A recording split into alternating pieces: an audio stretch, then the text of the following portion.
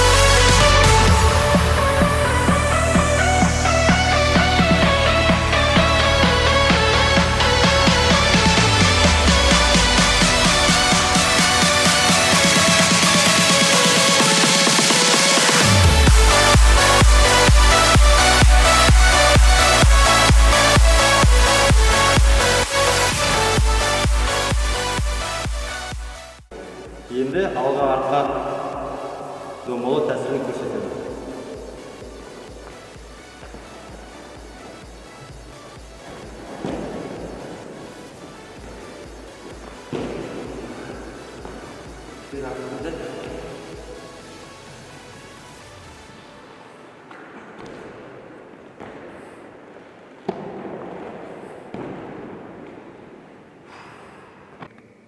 Енді жауырынға тұру тәсілін көрсетеді.